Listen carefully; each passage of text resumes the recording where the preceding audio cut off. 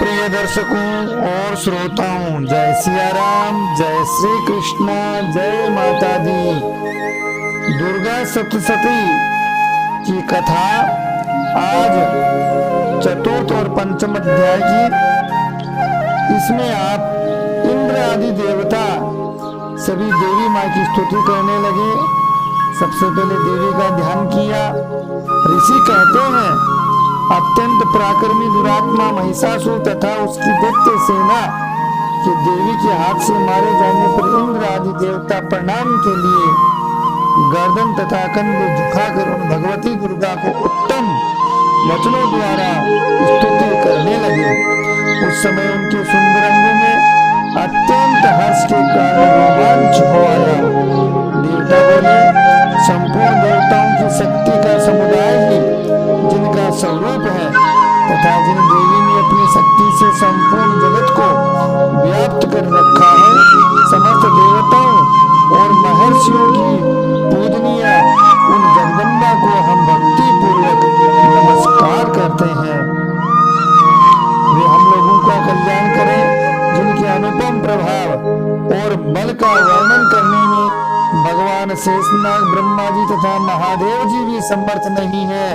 वे भगवती चंडिका संपूर्ण जगत का पालन एवं अशुभ भय का नाश करने का विचार करें।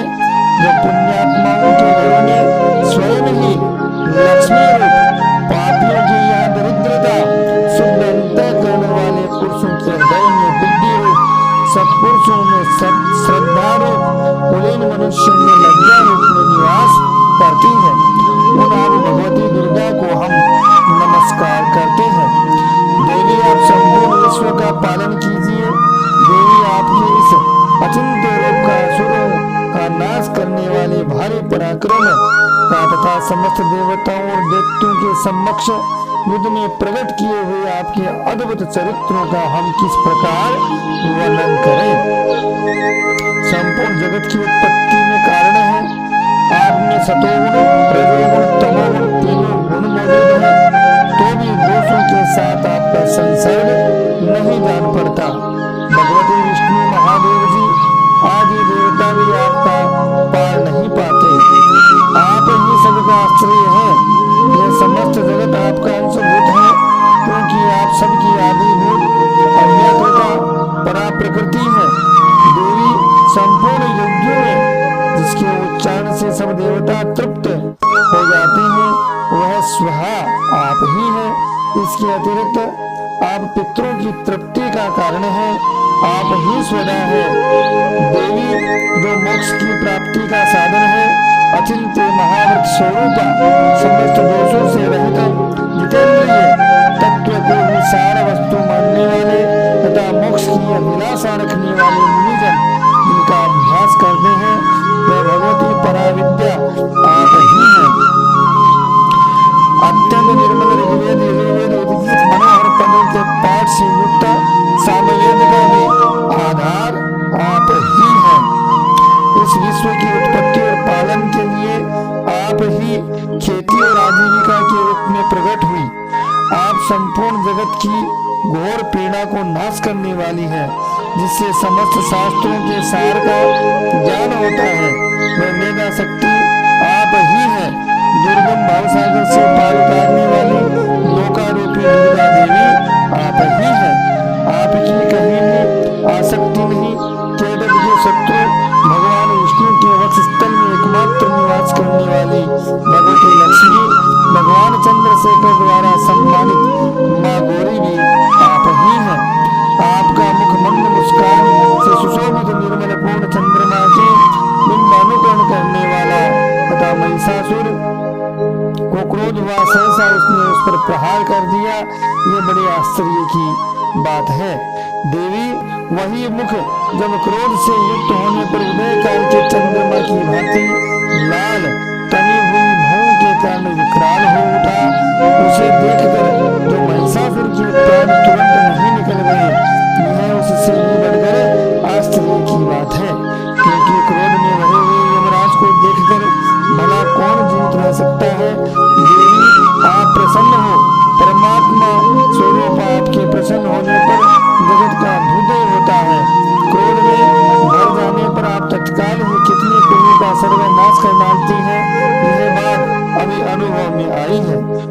महिषासुर की ये विशाल सेना क्षण भर में आपके कोप से नष्ट हो गई। सदा अभ्युदय प्रदान करने वाली आप जिन पर प्रसन्न रहती है वे ही देश में सम्मानित हैं। उन्हीं को धन और यश की प्राप्ति होती है। उन्हीं का धर्म कभी शिथिल नहीं होता। वे ही अपने हृष्ट पुष्ट स्त्री पुत्र और भक्तों के साथ धन्य मानते हैं। देवी आपकी कृपा से पुण्यात्मा पुरुष प्रतिदिन अत्यंत श्रद्धा पूर्वक सदा सब प्रकार के धर्म अनुकूल कर्म करता है। उसके प्रभाव से स्वर्गलोक में जाता है। इसलिए आप तीनों लोकों में निश्चय ही मनोवांछित फल देने वाली है।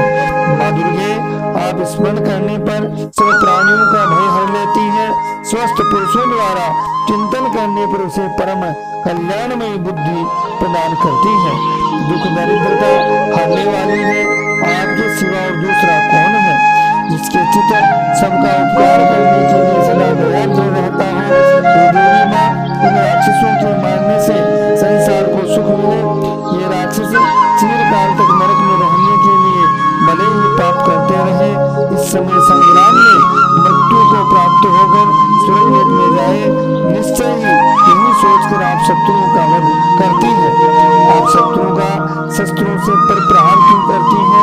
समस्त असुरों को दृष्टिपात मात्र से ही भस्म क्यों नहीं कर देती? इसमें एक रहस्य है। ये शत्रु भी हमारे शस्त्रों से पवित्र होकर उत्तम लोकों में जाए। इस प्रकार उनके प्रति आपका विचार अत्यंत उत्तम रहता है।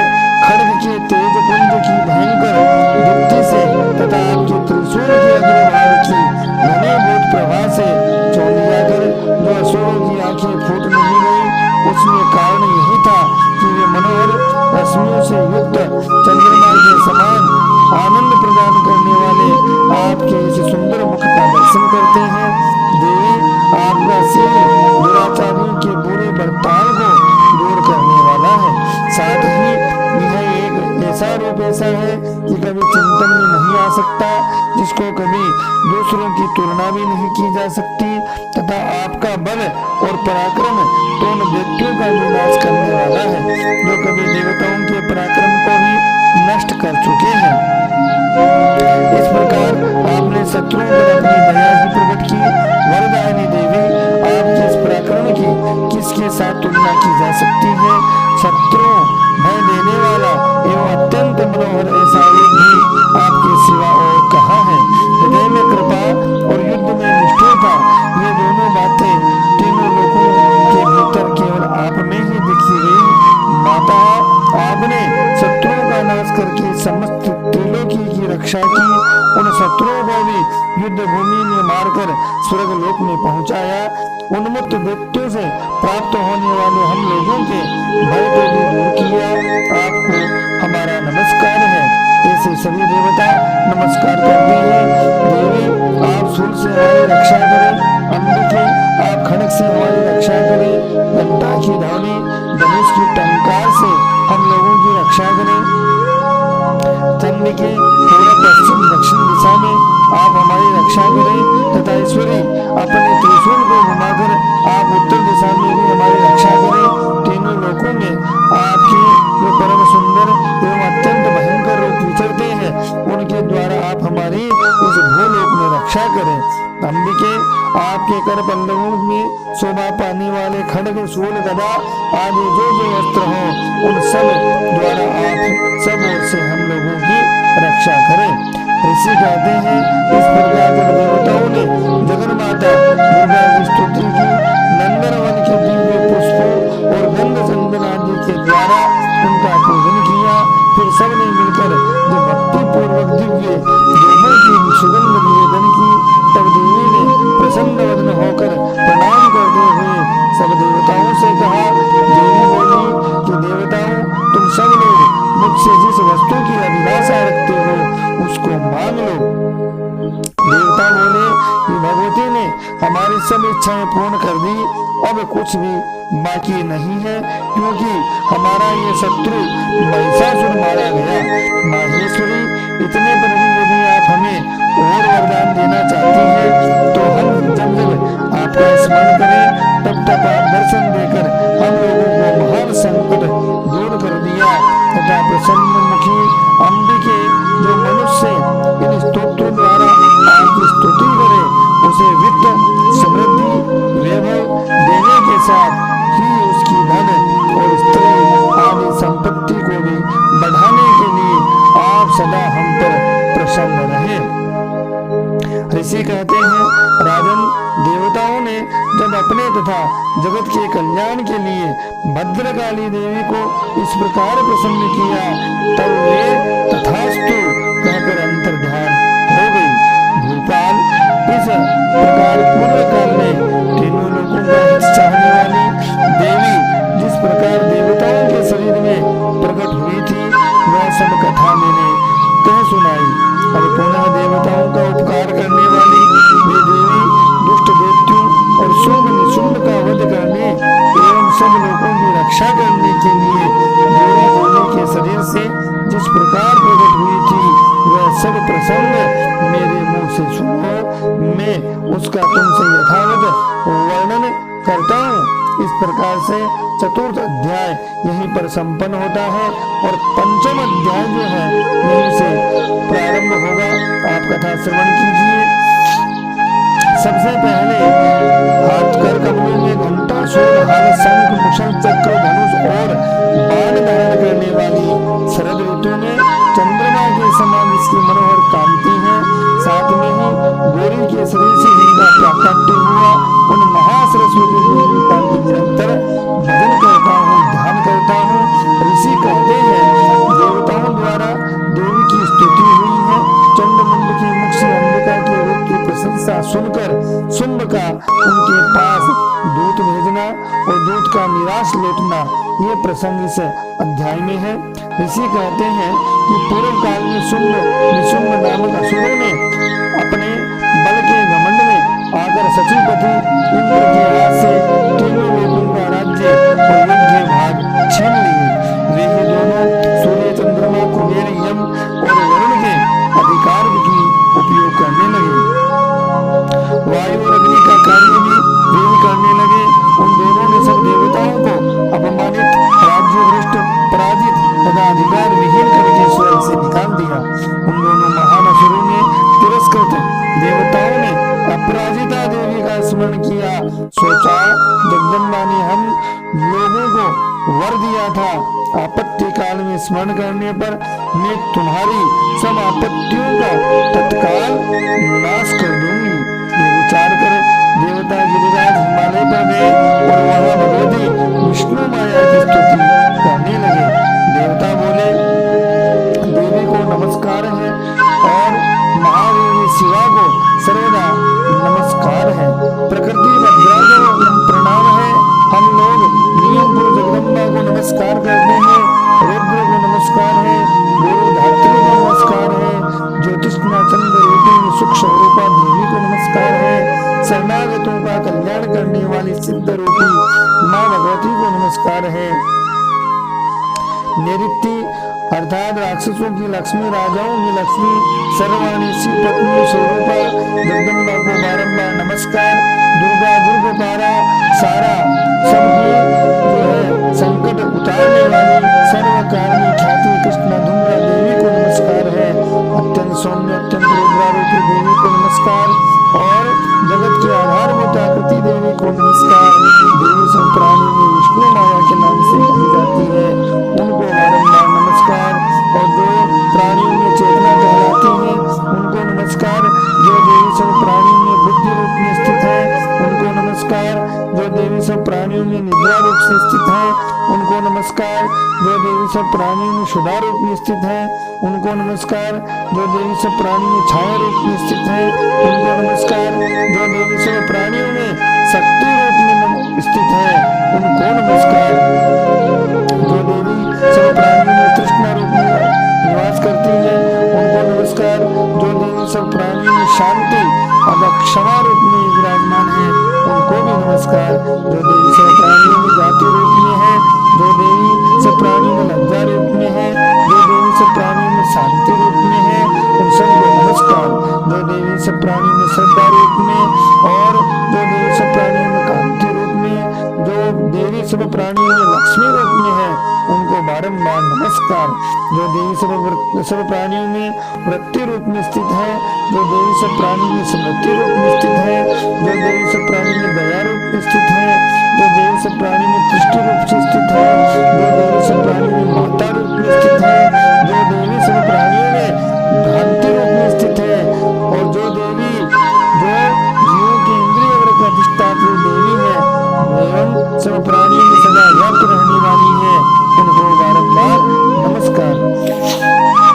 जो देवी चैतन्य रूप से संपूर्ण जगत को व्याप्त करके स्थित है, उनको नमस्कार बारंबार नमस्कार। पूर्व काल में अपने अभिष्ट की प्राप्ति होने से देवताओं ने जिनकी स्तुति की तथा देवराज इंद्र ने बहुत दिनों तक जिनका सेवन किया, वह कल्याण की साधन भूता ईश्वरी हमारा कल्याण करे, मंगल करे, आपत्तियों का नाश कर डाले। उद्दंड दैत्यों में सताए हुए हम सभी देवता इन परमेश्वरियों को इस समय पर नमस्कार करते हैं तथा जो भक्ति से विनम्र पुरुषों द्वारा स्मरण किए जाने पर तत्काल ही संपूर्ण विपत्तियों का नष्ट कर देती है। वे जगदम्बा हमारा संकट दूर करे। इसी कहते हैं राजन, इस प्रकार जब देवता स्तुति कर रहे थे उस समय पार्वती देवी गंगा जी के जल में स्नान करने के लिए वहां आई और सुंदरी बहन वाली भगवती ने देवताओं से पूछा, आप लोग यहाँ किसकी स्तुति करते हैं? तब उन्हीं के शरीर कोश से प्रकट हुई शिवा देवी बोली, शुंभ दैत्य से तिरस्कृत युद्ध में निशुंभ से पराजित हो यहाँ एकत्र हुए ये समस्त देवता ये मेरी स्तुति कर रहे हैं।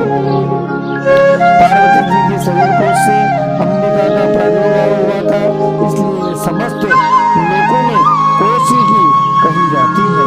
कौशिकी के प्रकट होने के बाद पार्वती देवी का शरीर काले रंग का हो गया, अतः वे हिमालय पर रहने वाली कालिका देवी के नाम से विख्यात हो गई। उसके बाद शुंभ निशुंभ के भट्टे चंड मुंड वहां आ गए। उन्होंने परम मनोहर रूप धारण करने वाले अंबिका देवी को देखा। फिर वे शुंभ के पास जाकर बोले, महाराज, एक अत्यंत मनोहर स्त्री है जो अपनी दिव्य कांति से हिमालय को प्रकाशित कर रही है। जैसा उत्तम रूप कहीं किसी ने भी नहीं देखा होगा। असुरेश्वर पता लगाइए यह देवी कौन है, उसे ले लीजिए।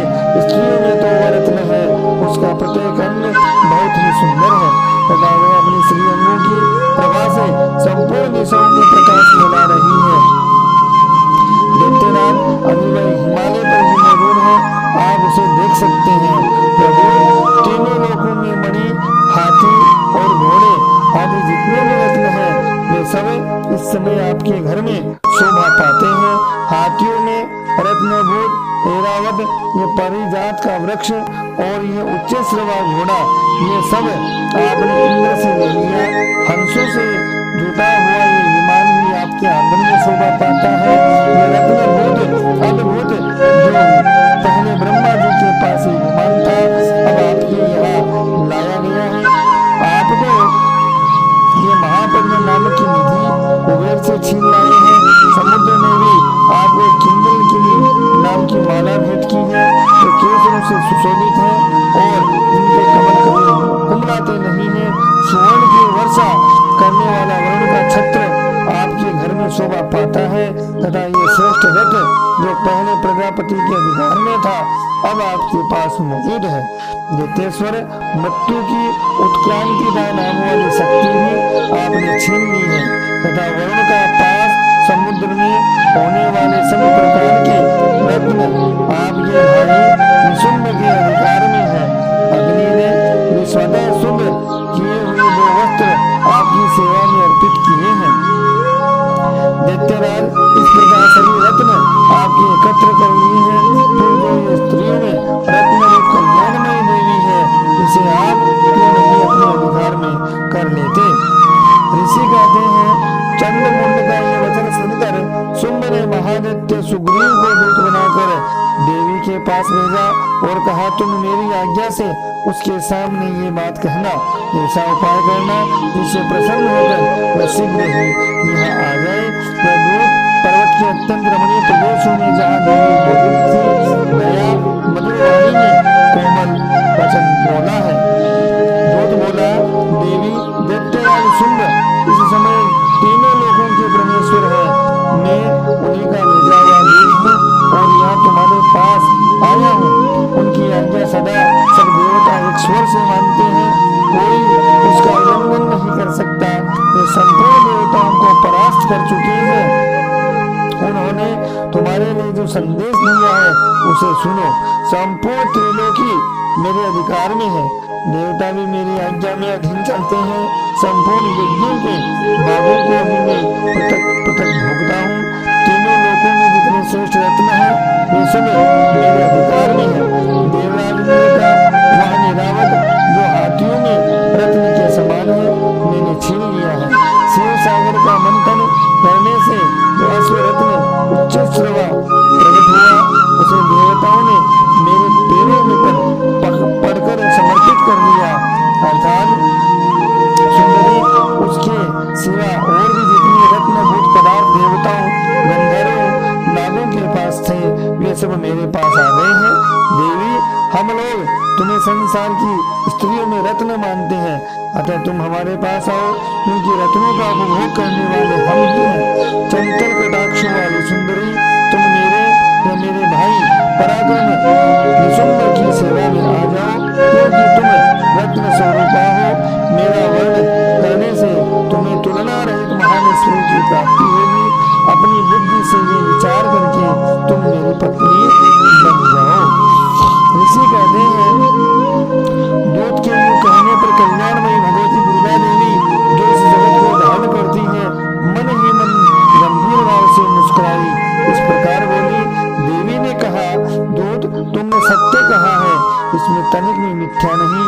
शुंभ तीनों लोकों का स्वामी है और निशुंभ भी उसी के समान पराक्रमी है, किंतु इस विषय में मैंने जो प्रतिज्ञा करनी है उसे मिथ्या कैसे करूं?